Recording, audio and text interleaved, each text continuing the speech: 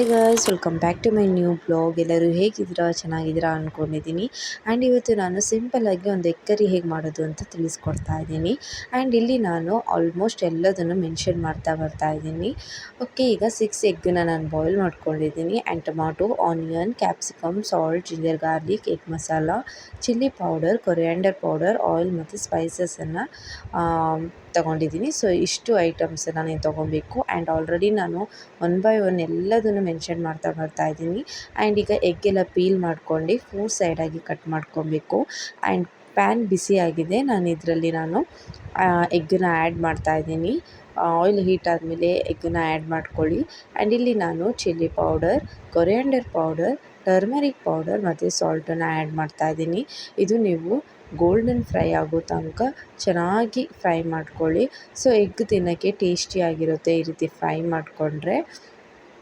Okay, ನಾನು ಯಾಕೆ ಇಂಗ್ಲೀಷಲ್ಲಿ ಮೆನ್ಷನ್ ಮಾಡ್ತಾ ಇದ್ದೀನಿ ಅಂದರೆ, ಸೊ ಕನ್ನಡ ಗೊತ್ತಿಲ್ಲದವರಿಗೆ ಈ ಇಂಗ್ಲೀಷ್ ನಾನು ಏನೋ ಸಬ್ ಟೈಟಲ್ ಕೊಡ್ತಾ ಇದ್ದೀನಲ್ಲ, ಹೆಲ್ಪ್ ಆಗುತ್ತೆ ಅಂತ ಅಂದ್ಕೊಂಡಿದ್ದೀನಿ. ಆ್ಯಂಡ್ ಈಗ ಆ ಎಗ್ಗನ್ನು ನೀವು ರಿಮೂವ್ ಮಾಡ್ಕೊಳ್ಳಿ. ಅದೇ ಆಯಿಲಲ್ಲಿ ನೀವೀಗ ಏನು ಸ್ಪೈಸಸ್ ತೊಗೊಂಡಿದ್ದೀರಲ್ಲ, ಚಕ್ಕೆ, ಲವಂಗ, ಏಲಕ್ಕಿ, ಪೆಪ್ಪರ್ ಅದನ್ನು ಆ್ಯಡ್ ಮಾಡ್ಕೊಳ್ಳಿ. ಸೊ ಅದಾದಮೇಲೆ ಶುಂಠಿ ಬೆಳ್ಳುಳ್ಳಿನ ನಾನು ಇಲ್ಲಿ ಜಜ್ಜಿಟ್ಕೊಂಡಿದ್ದೀನಿ. ಸೊ ಇದು ಕ್ಲೀನಾಗಿ ಫ್ರೈ ಆಗಬೇಕು. ಶುಂಠಿ ಬೆಳ್ಳುಳ್ಳಿ ಚೆನ್ನಾಗಿ ಫ್ರೈ ಆದರೆ ತಿನ್ನೋಕ್ಕೂ ಚೆನ್ನಾಗಿರುತ್ತೆ ಅದು.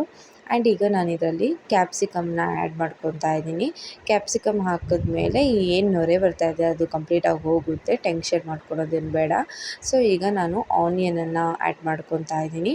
ಓಕೆ, ಆನಿಯನ್ ಯಾವಾಗ ನೀವು ಫ್ರೈ ಮಾಡಿದ್ರೂ ಸ್ವಲ್ಪ ಸಾಲ್ಟನ್ನು ಆ್ಯಡ್ ಮಾಡ್ಕೊಳ್ಳಿ. ಚೆನ್ನಾಗಿ ಫ್ರೈ ಆಗುತ್ತೆ. ಆನಿಯನ್ ಬೇಗ ಆಗುತ್ತೆ ಅದರಲ್ಲೂ. ಸೊ ಈಗ ನಾನು ಏನು ಮಸಾಲ ಹೇಳಿದ್ನಲ್ಲ ಅದನ್ನು ಆ್ಯಡ್ ಮಾಡ್ತಾ ಇದ್ದೀನಿ. ಚಿಲ್ಲಿ ಪೌಡರ್, ಕೊರಿಯಾಂಡರ್ ಪೌಡರ್ ಮತ್ತು ಎಗ್ ಮಸಾಲಾನ ಆ್ಯಡ್ ಮಾಡ್ಕೊತಾ ಇದ್ದೀನಿ. ಚೆನ್ನಾಗಿ ಫ್ರೈ ಮಾಡ್ಕೊಳ್ಳಿ. ಫ್ರೈ ಆದಮೇಲೆ ಸ್ವಲ್ಪ ವಾಟರನ್ನು ಆ್ಯಡ್ ಮಾಡ್ಕೊಳ್ಳಿ. ಸೊ ಇದು ಗೊಜ್ಜು ರೀತಿಯಾಗಿ ಚೆನ್ನಾಗಿ ಗ್ರೇವಿ ರೀತಿಯಾಗಿ ಫ್ರೈ ಮಾಡ್ಕೊಂಡು ಲಾಸ್ಟಿಗೆ ನಾನೀಗ ಟೊಮಾಟೊನ ಆ್ಯಡ್ ಮಾಡ್ತಾ ಇದ್ದೀನಿ.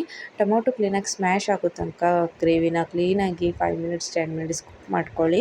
ಆ್ಯಂಡ್ ಫೈನಲಿ ಈಗ ನಾನು ಇದಕ್ಕೆ ಎಗ್ಗನ್ನು ಆ್ಯಡ್ ಮಾಡ್ಕೊಂಡು ಸೊ ಎಣ್ಣೆ ಬಿಡೋ ತನಕ ಚೆನ್ನಾಗಿ ಗ್ರೇವಿನ ಕುಕ್ ಮಾಡ್ಕೊಳ್ಳಿ. ಆ್ಯಂಡ್ ಈ ಒಂದು ವಿಡಿಯೋ ನಿಮಗೆ ಇಷ್ಟ ಆಗುತ್ತೆ ಅಂತ ಅಂದ್ಕೊಂಡಿದ್ದೀನಿ. ಆ್ಯಂಡ್ ಗ್ರೇವಿ ಅಂತೂ ತುಂಬ ಚೆನ್ನಾಗಿತ್ತು. ನಾನು ದೋಸೆ ಮೇಲೆ ತೊಗೊಂಡಿದ್ದೆ, ಚಪಾತಿ, ಪರೋಟದ ಮೇಲೆಲ್ಲ ಚೆನ್ನಾಗಿರುತ್ತೆ. Thank you for watching. Bye bye.